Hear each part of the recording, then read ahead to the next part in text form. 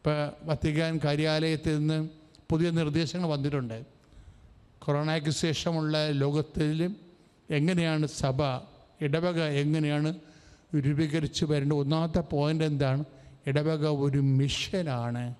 എനിക്കത് വായിച്ചപ്പോൾ ഭയങ്കര സന്തോഷം തോന്നി. ഞാൻ എപ്പോഴും പ്രാർത്ഥിക്കുന്നൊരു വിഷയമായിരുന്നത്. എന്നിട്ട് വത്തിക്കാൻ കാര്യാലയം പ്രത്യേകിച്ച് പറഞ്ഞു, നിങ്ങൾ ഒരു ടെക്നിക്കാലിറ്റിയുടെ പേരിൽ ഒരു ബ്യൂറോക്രാറ്റിക് ആയിട്ടുള്ള ഒരു നടപടിക്രമം പോലെ ഒരു കാര്യപരിപാടിയായിട്ട് വളരെ അതായത് സുധാരണം ചെയ്ത് അല്ല ഇടവകയെ കൊണ്ടുപോകേണ്ടത്. അതിൻ്റെ അപ്പുറത്താണ് ഇടവക എന്ന് വെച്ച് കഴിഞ്ഞാൽ നമ്മൾ ഒരു അമീക്കബിൾ റിലേഷനുണ്ട്. ഇടവക ജനങ്ങളും ഇടയനും തമ്മിൽ ആ ബന്ധത്തിൽ ക്രൈസ്തവർ മാത്രമല്ല, എല്ലാം ജീവജാലങ്ങളും അക്രൈസ്തവരും ഉണ്ട് അതിൻ്റെ അകത്ത്. അതെല്ലാം ഉൾക്കൊള്ളുന്നതിൽ അവരിലേക്കെല്ലാം യേശുവിൻ്റെ ഈ സന്ദേശമാണ് കൈമാറേണ്ടത്. അതാണ് ഞാനിപ്പോൾ ഇങ്ങനെ സംസാരിക്കുന്നത്. അപ്പോൾ പശു അഴിഞ്ഞു പോയി, നിങ്ങളത് കെട്ടി, നിങ്ങൾ അഴിച്ച് കെട്ടി, അത് നമ്മളെ ഏൽപ്പിച്ച ആളത് കാണുന്നില്ല. നമ്മൾ വീട്ടുകാരൻ നമ്മളെ കുറ്റം പറയുകയും ചെയ്യുകയാണ്. അപ്പോൾ നമ്മൾ എന്ത് ചെയ്യും? അപ്പോൾ 13:35 ഓർക്കണം. യോഹന്നാൻ്റെ സുവിശേഷം എന്താ ഓർക്കേണ്ടത്? ഞാൻ അതിന് മുകളിലുള്ള വചനമുണ്ട്. 13:33 തൊട്ടുള്ള വചനങ്ങളിൽ പറയും, അല്പസമയം കഴിഞ്ഞാൽ എന്നെ കാണുകയില്ലെന്ന്. അതാണ്, അല്പസമയം കഴിഞ്ഞാൽ നിത്യനിതാന്ത സമയത്തെ കർത്താവിനെ കാണാത്ത കുറേ കാലങ്ങളുണ്ടാവും. കർത്താവിനെ കണ്ടിട്ട് നിങ്ങൾ സൽപ്രവൃത്തി ചെയ്യാൻ കാത്തിരിക്കേണ്ട എന്നതിൻ്റെ അർത്ഥം. നമ്മൾ അല്പസമയം കഴിഞ്ഞാൽ എന്നെ കാണുകയില്ലെന്ന് പറയുന്ന വചനമില്ലേ, അത് കഴിഞ്ഞിട്ട് 4 വചനം കഴിഞ്ഞിട്ടാണ് ഈ 13:35 വരണത്. എന്താണ്? നിങ്ങൾക്ക് പരസ്പര സ്നേഹമുണ്ടെങ്കിൽ നിങ്ങളുടെ ശിഷ്യന്മാരാണെന്ന് ലോകം അറിയുമെന്ന്. ഈ ശിഷ്യന്മാരാണെന്ന് ലോകത്തെ അറിയിക്കണത് എപ്പോഴാണ്? കർത്താവിനെ കാണാത്ത കാലമാണ്. ഒരു സൗഖ്യത്തിൻ്റെ അടയാളം കിട്ടാത്ത കാലമുണ്ടാകും, പ്രാർത്ഥിക്കാൻ തോന്നാത്ത കാലമുണ്ടാകും, കർത്താവ് ആബ്സെൻ്റ് ആണെന്ന് തോന്നുന്ന കാലമുണ്ടാകും. ഞാൻ ഈ പ്രാർത്ഥിക്കണമെങ്കിൽ എവിടെ പോകണമെന്നറിയാൻ പറ്റാത്ത കാലമുണ്ടാകും. കാണാത്ത കാലം.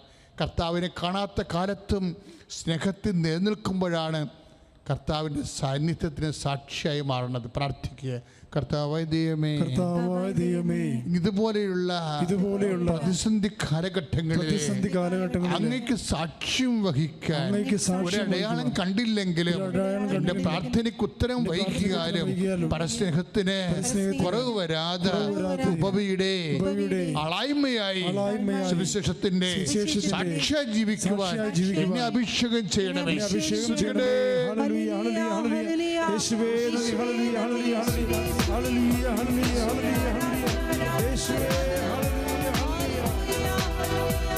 പരിശുദ്ധ പരമദിവ്യകാരുണ്യത്തിന് എന്നേരവും ആരാധനയും സ്തുതിയും പുകഴ്ചയും ഉണ്ടായിരിക്കട്ടെ. പരിശുദ്ധ പരമദിവ്യകാരുണ്യത്തിന് എന്നേരവും ആരാധനയും സ്തുതിയും പുകഴ്ചയും ഉണ്ടായിരിക്കട്ടെ. ഈ പ്രിസൺ ലെറ്ററിൽ എനിക്ക് ഏറ്റവും ഇഷ്ടപ്പെട്ട ഭാഗം ഏതാണെന്നറിയോ? ഇപ്പോൾ പ്രിസൺ ലെറ്റർ എന്ന് പറഞ്ഞാൽ എന്താണ്? ജയിലിൽ വെച്ച് എഴുതുന്ന കയ്യാമം ഇട്ടുകൊണ്ട് എഴുതുന്ന ലെറ്ററിനാണ് പ്രിസൺ ലെറ്റർ എന്ന് പറയുന്നത്. ജയിലിലെ ലേഖന. അതിൽ ഏറ്റവും മനോഹരമായ വാക്ക്, ജയിലിലെ അവസ്ഥ അറിയാവോ? അതായത് വളരെ പരിമിതമായ ഒരു സാഹചര്യമാണ്. ഞാൻ പല ജയിലിലും, പോലീസ് സ്റ്റേഷനിലകത്തുള്ള ജയിലിലൊക്കെ പോയിട്ടുണ്ട്. ഒരു ദിവസം പോലീസ് സ്റ്റേഷനിലകത്തുള്ള ജയിലിൽ ഒരാളെ പിടിച്ചിട്ടപ്പോൾ അയാളെ ഇറക്കാൻ വേണ്ടി പോയി. അപ്പം പോലീസ് സ്റ്റേഷൻ്റെ അകത്തുള്ളത് വലിയ ജയിലല്ല, പക്ഷേ അതിൻ്റെ അകത്ത് ഉള്ളത് ജയിലാണ്. അതിൻ്റെ അകത്ത് ഒരു ടോയ്ലറ്റ് മാത്രം ഉണ്ടാവും, അതും തുറന്ന ടോയ്ലറ്റ്. എൻ്റെ അമ്മേ, തുറന്ന ഇരുമ്പഴിയുടെ ഉള്ളിലകത്ത് ടോയ്ലറ്റ്. എന്നുവെച്ചാൽ വാതിലില്ലാത്തൊരു കക്കൂസാണ് ഈ സാധനം. വാതിലില്ലാത്ത ഒരു കക്കൂസ, അതാണ് സാധനം. അപ്പം അതിൻ്റെ അകത്ത് നിൽക്കുന്ന ആളിൻ്റെ ദൈന്യത ഞാൻ കണ്ട് വിഷമിച്ചു പോയി ഒരു ദിവസം. അപ്പോൾ ഇതാണ് ജയിലിൻ്റെ അവസ്ഥ.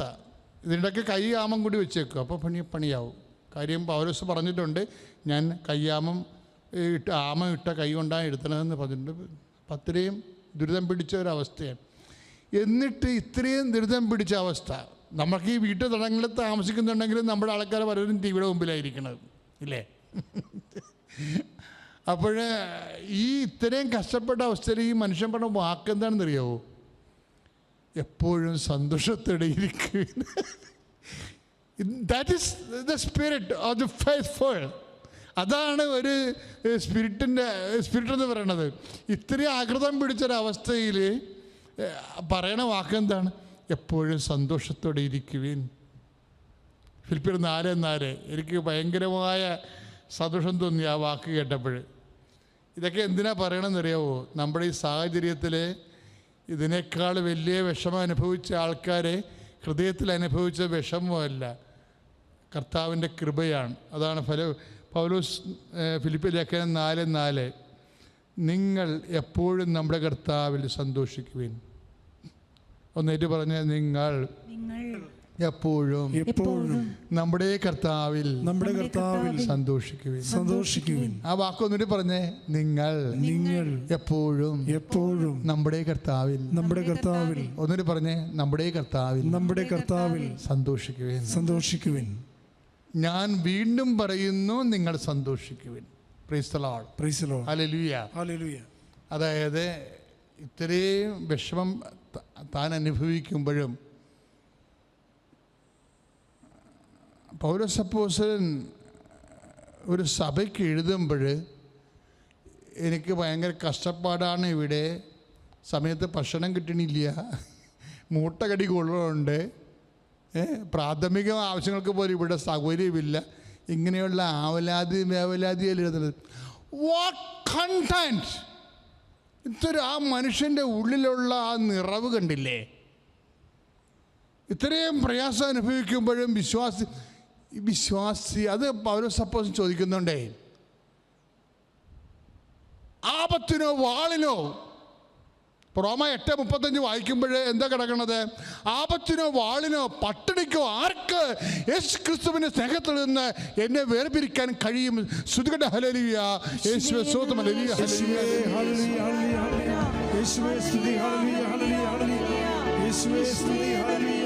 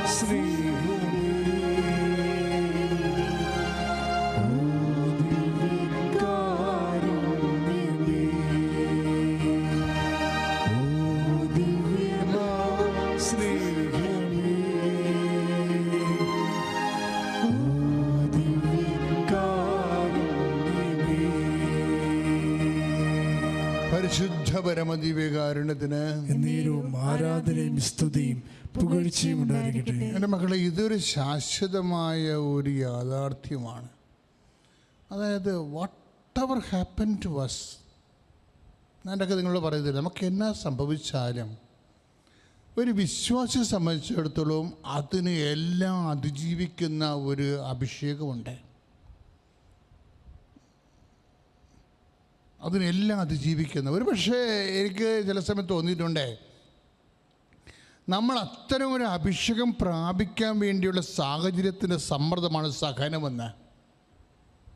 പ്രാർത്ഥിക്കുക. കർത്താവായ ദൈവമേ, എൻ്റെ ജീവിത വ്യാപാരങ്ങളിലും സാഹചര്യങ്ങളിലും ഞാൻ വളരെയേറെ ക്ലേശിക്കുകയും വീർപ്പുമുട്ടുകയും ചെയ്യുന്നു. കർത്താവേ, പീഡിതനായ അപ്പോസ്തലന്റെ വിശ്വാസ ചൈതന്യത്താൽ ഫിലിപ്പിയർ 4:4 എന്നെ അഭിഷേകം ചെയ്യണമേ. സ്തുതിക്കട്ടെ. ഹല്ലേലൂയ. യേശുവേ ഹല്ലേലൂയ. യേശുവേ സ്തുതി. ഹല്ലേലൂയ.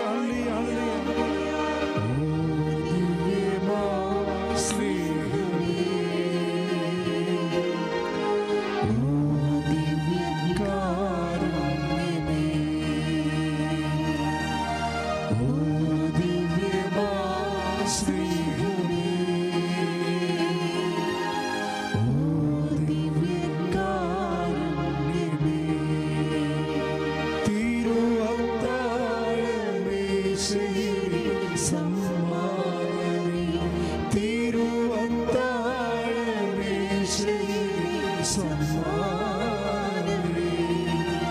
ഓ ദിവ്യമാ സ്നേഹമേ, ഓ ദിവ്യകാരുണ്യമേ,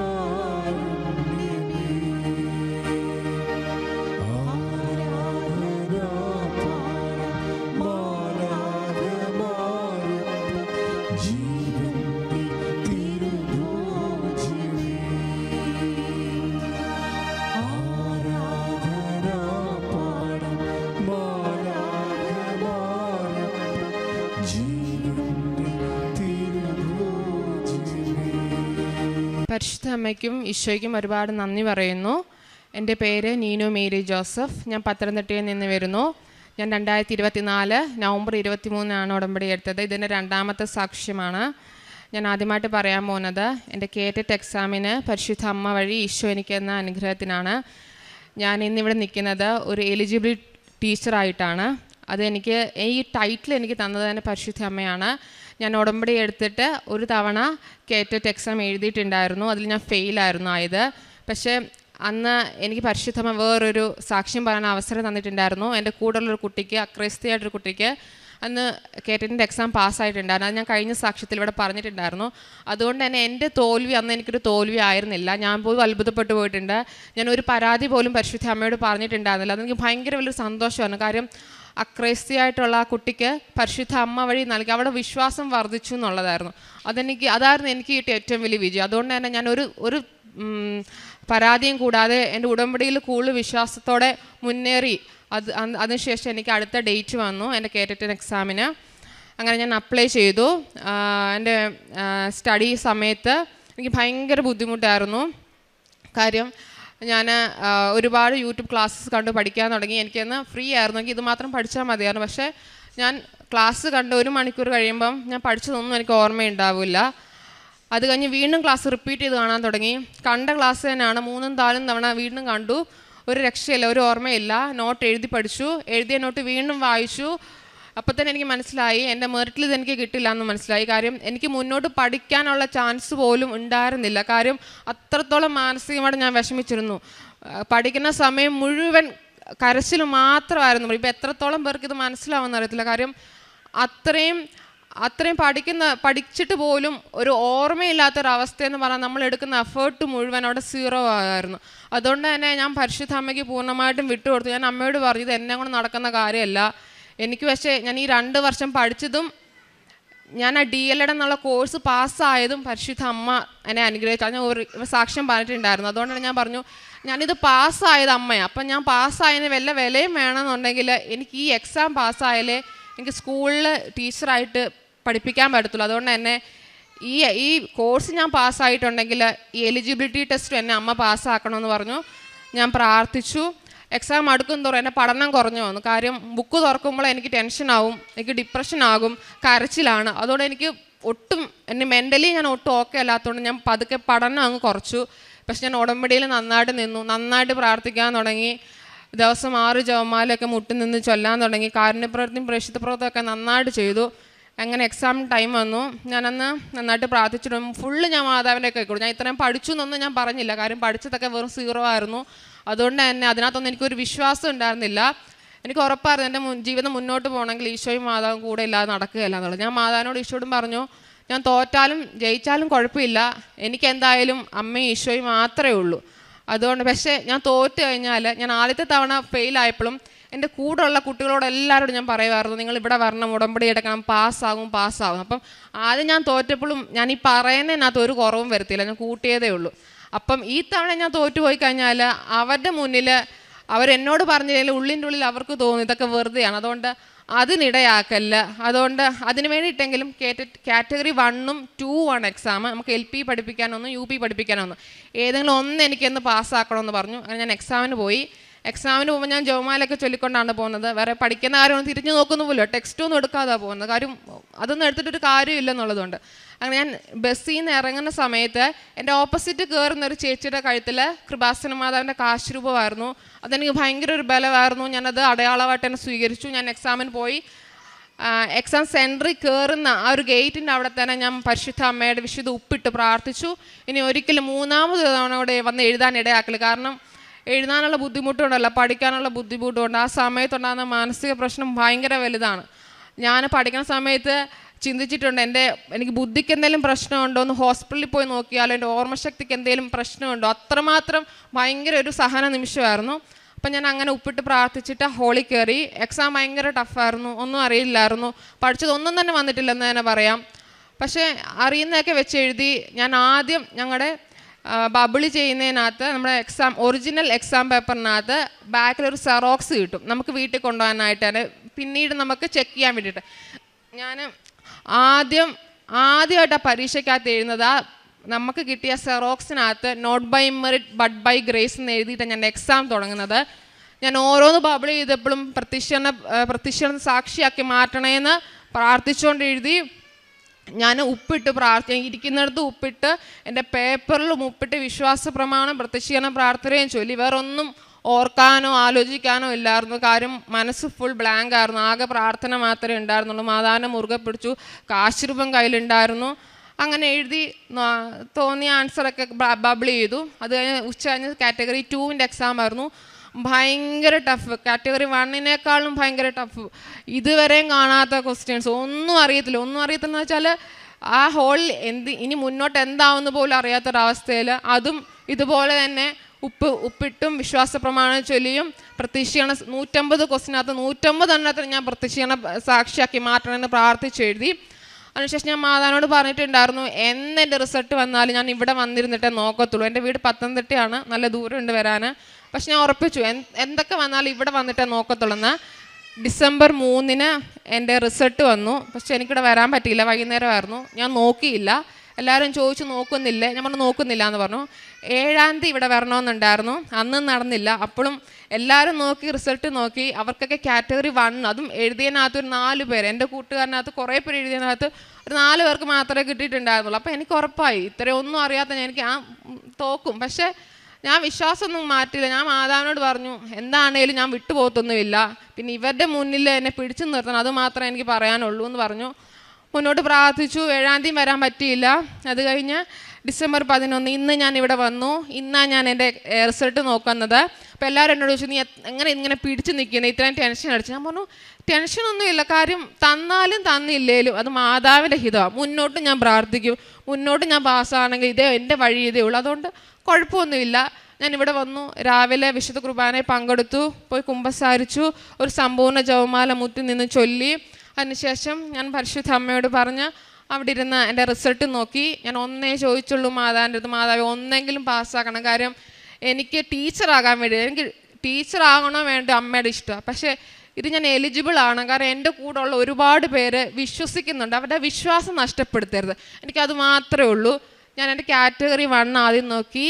എനിക്ക് 90 മാർക്കാണ് വേണ്ടത്. എനിക്ക് 108 മാർക്ക് തന്ന് മാതാവിനെ അനുഗ്രഹിച്ചു. സെക്കൻഡ് നോക്കാൻ എനിക്ക് പേടിയായിരുന്നു, കാര്യം ഞാൻ പ്രാർത്ഥിക്കുമായിരുന്നു, മാതാവേ ഫസ്റ്റാണ് സെക്കൻഡിനെ അപേക്ഷിച്ച് എളുപ്പം, പക്ഷേ സെക്കൻഡ് തന്നാൽ എൻ്റെ കൂടെ ഉള്ളവർ ഉറപ്പായിട്ടും വിശ്വസിക്കും, കാര്യം അവർ എഴുതിയതാണ്, അവരാരും പാസ്സായിട്ടില്ല, എനിക്ക് കിട്ടിക്കഴിഞ്ഞാൽ ഉറപ്പാണ് അവരുടെ വരും. പക്ഷേ ചോദിക്കാനുള്ള യോഗ്യതയില്ല, ഞാൻ ഒന്നും എഴുതിയിട്ടില്ല. പിന്നെ നിൻ്റെ ഹിതം, ഞാൻ ഒരുപാട് അങ്ങനെ വാശി പിടിച്ച് ചോദിക്കുക ഒന്നും ചെയ്തിട്ടില്ല.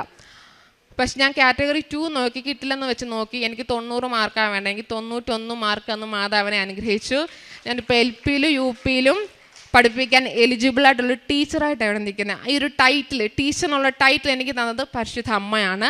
അതേസമയം തന്നെ ഞങ്ങൾക്ക് ഹോൾ ടിക്കറ്റ് കിട്ടുമ്പോൾ ഹോൾ ടിക്കറ്റ് നമുക്ക് വെരിഫിക്കേഷന് വേണ്ടി സൂക്ഷിച്ച് വെക്കണം. അപ്പം ഞാൻ എക്സാം സമയത്ത് ആ ടീച്ചർ ഇതുപോലെ പറഞ്ഞു ഇത് വെരിഫിക്കേഷന് വേണ്ടി സൂക്ഷിച്ച് വെക്കണം എന്ന് പറഞ്ഞു. അപ്പോൾ ഞാനത് ആദ്യത്തെ എക്സാം തന്നെ പോയി, വെരിഫിക്കേഷൻ വല്ല ഒന്നുമില്ല.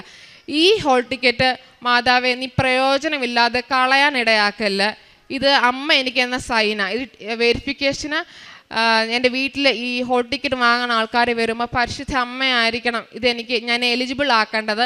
അതുകൊണ്ട് ഞാൻ അന്ന് മുതൽ എൻ്റെ ഹോൾ ടിക്കറ്റിലും എൻ്റെ സെറോക്സ്, നമ്മൾ ബബിൾ ചെയ്യുന്ന സെറോക്സ് കിട്ടും, അതിലും വിശുദ്ധ തൈലം തൂത്ത് അന്ന് മുതൽ ഇന്ന് വരെ എൻ്റെ ഉടമ്പടി പത്രികയുടെ മേളിൽ വെച്ച് ഞാൻ പ്രാർത്ഥിക്കുമായിരുന്നു. അതുപോലെ ഡെയിലി ബ്രെഡിൻ്റെ സമയത്തും അച്ഛൻ ഡോക്യുമെൻ്റ് എടുത്ത് പ്രാർത്ഥിക്കാൻ പറയുന്ന സമയത്ത് ഞാൻ ഇതെൻ്റെ കയ്യിൽ വെച്ച് തന്നെ പ്രാർത്ഥിക്കും.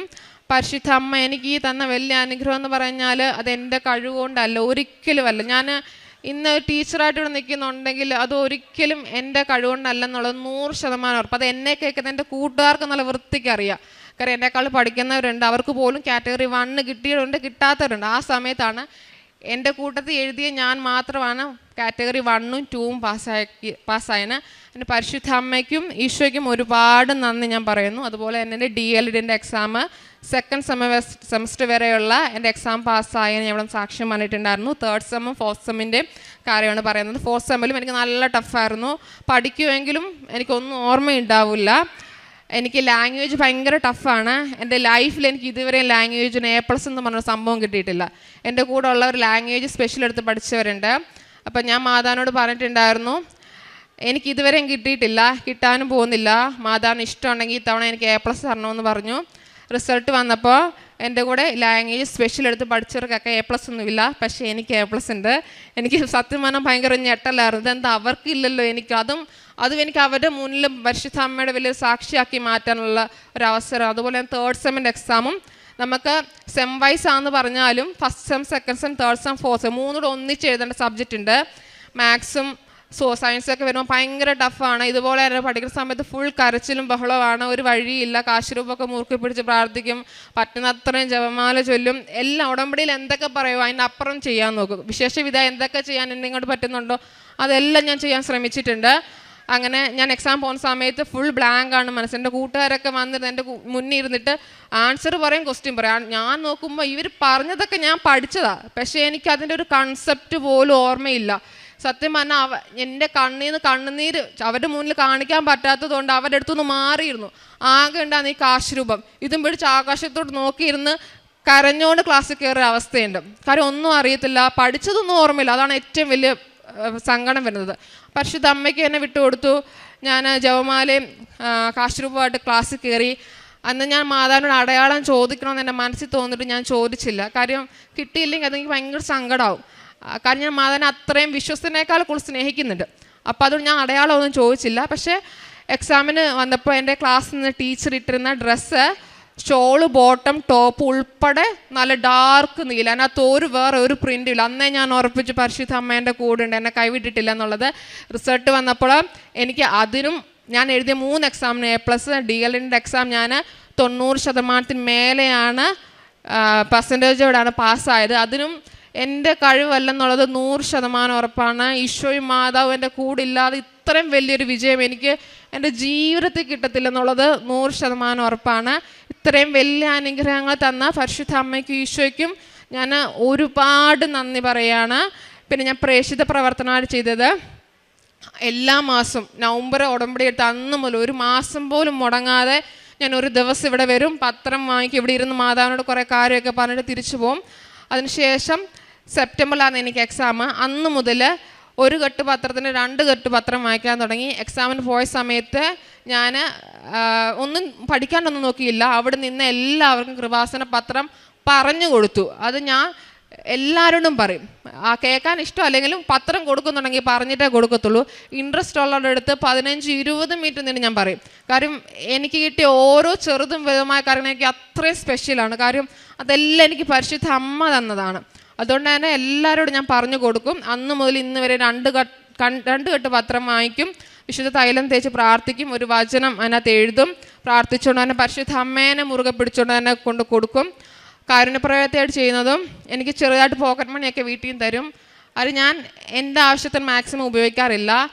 ആവശ്യമുള്ളവർക്കൊക്കെ ഒരുപാട് ഞാൻ കൊടുക്കും. എനിക്ക് ഭയങ്കര ഇഷ്ടമാണ് കൊടുക്കാൻ. കാര്യം കൊടുക്കും തോറും ഒരുപാട് കിട്ടുന്ന എനിക്ക് ജോലിയില്ല, പക്ഷെ എനിക്ക് എവിടുന്നേലുമൊക്കെ ഒരു തവണ കൊടുത്തിട്ടുണ്ടെങ്കിൽ ആ സമയം തന്നെ എനിക്ക് മാതാവ് തരുന്നതായിട്ട് എനിക്ക് കിട്ടിയിട്ടുണ്ട്. അതുകൊണ്ട് തന്നെ മടിയില്ലാതെ ചോദിക്കുന്നവർക്ക് ഞാൻ കൊടുക്കാറുണ്ട്. അതുപോലെ തന്നെ എൻ്റെ പേരൻസ് വഴിയും ഞാൻ മറ്റുള്ളവരെ ഹെൽപ്പ് ചെയ്യാറുണ്ട്, ചോറ് കൊടുക്കാറുണ്ട്.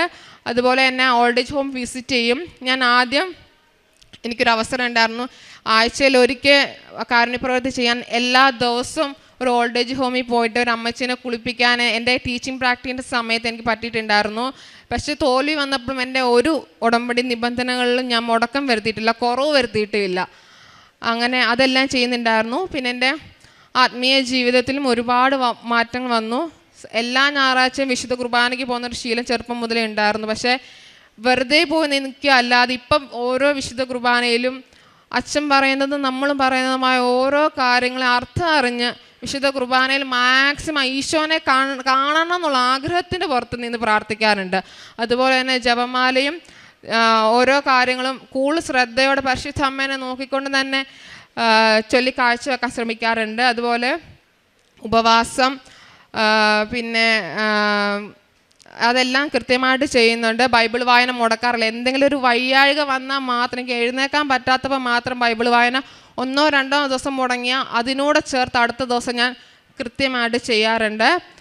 പിന്നെ അഖണ്ഡ ജപമാല പറ്റുമ്പോഴൊക്കെ ഞാൻ ചൊല്ലാറുണ്ട്. അത് സ്പെഷ്യലായിട്ട് എനിക്ക് തോന്നും മാതാവിന് എന്തെങ്കിലും സ്പെഷ്യലായിട്ട് കൊടുക്കാൻ നേരം ഞാൻ ഒറ്റയ്ക്ക് ഇരുന്ന് തന്നെയാണേലും അഖണ്ഡ ജപമാല ചൊല്ലും.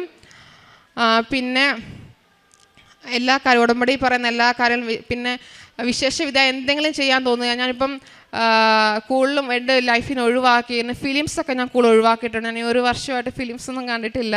അത് ഞാനായിട്ട് തന്നെ എടുത്ത തീരുമാനമാണ്. കാര്യം ഈ 2 മണിക്കൂർ എനിക്ക് കിട്ടിക്കഴിഞ്ഞാൽ ഒരു 4 സാക്ഷ്യം കാണാൻ പറ്റും. മാക്സിമം സമയം കിട്ടുന്നതനുസരിച്ച് ഒരു സാക്ഷ്യം പോലും മുടക്കാതെ ഞാൻ സാക്ഷ്യങ്ങൾ ഫുള്ള് കാണാൻ നോക്കും.